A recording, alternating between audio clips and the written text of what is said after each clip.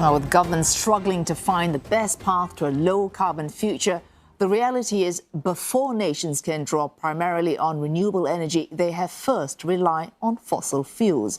The issue is central to conversations going on at the ADIPEC conference in Abu Dhabi. Let's cross live there now. We're joined by Samantha Gross. She's Director of the Energy Security and Climate Initiative at the Brookings Institution.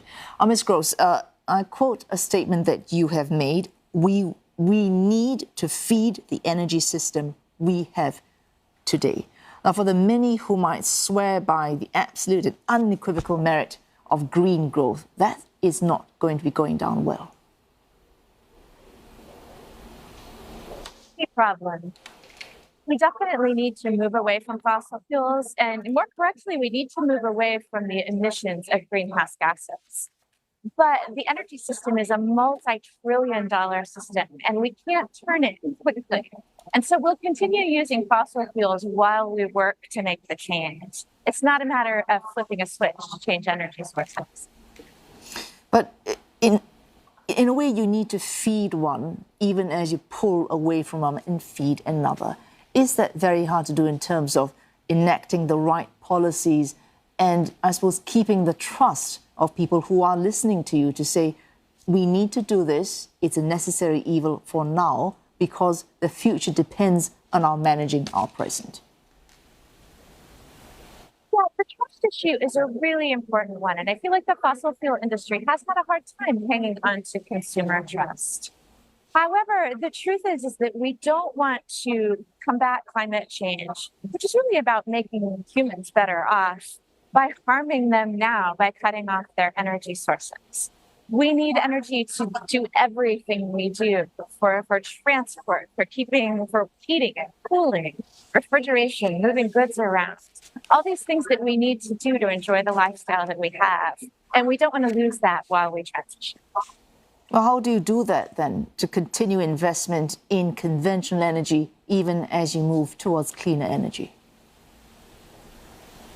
Very tricky question. And the energy companies here at ADIPEC in Abu Dhabi, where I am, I think are really struggling with that, figuring out how much they want to invest into today's energy system and how much they need to work to change it. It's a really tricky environment for investing in fossil fuels when you're not sure how quickly the transition will happen.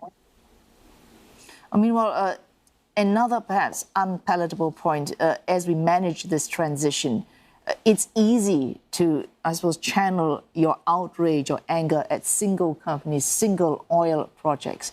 But you have advised against doing that because you feel that if you cut production, someone else, somewhere else in the world can rise up and fill that production gap. So the trick to this is to cut demand. And that, again, is very much harder to do compared to, say, just shut down one company, shut down one particular project. The fossil fuels have certainly earned the ire of many in the activist world, and I understand, particularly back in the day when they were primarily denying climate change. But for right now, fighting individual projects and thinking that you're fighting climate change relies on the assumption that oil and gas are scarce, and that if you shut down a project, that nothing else will come in to fill the gap. Whereas actually oil and gas are plentiful in the world. We've certainly seen that play out over the last 10 years or so. And so fighting individual projects doesn't necessarily reduce overall supply. It just moves it around. Whereas if you fight demand, you're not coming at it sideways. You're going at the source. Demand is where the emissions happen.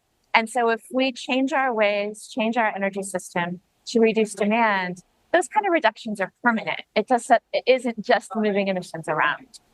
So essentially is bearing in mind that if climate change is the problem, the solution necessarily needs to be a global solution. There's no point cutting emissions in the United States when you essentially offshore your emissions elsewhere in the world. But when you come up with policies, certainly for a domestic audience, for a domestic government, you have to talk about U.S. issues, U.S. interests.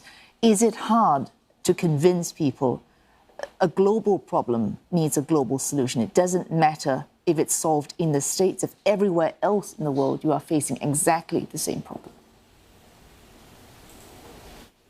What I see playing out in the United States and in policy is this concern that if we move forward and others don't, that our actions are for naught.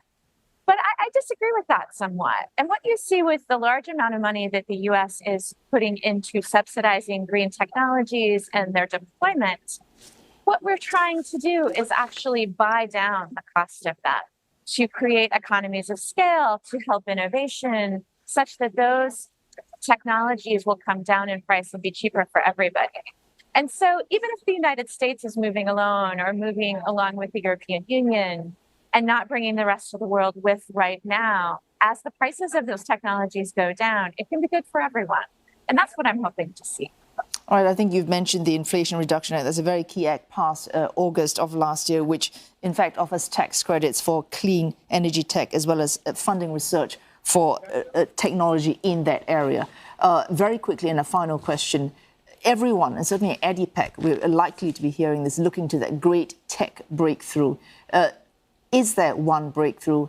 Where would it have to be to make, I suppose you keep saying, move the needle on where we are on clean energy? Final question. No, there's not any one breakthrough. There's a number of breakthroughs. Everything from capturing CO2 from industrial processes and using it for something, to small nuclear reactors, to better wind and solar technologies, to geothermal. There's a number of breakthroughs. And we need them all to really move the ball forward and make green energy cheap energy and affordable and available energy. That's what we all want. Oh, thanks so much for joining us this evening. Samantha Gross, Director, Energy, Security and Climate Initiative at Brookings Institution.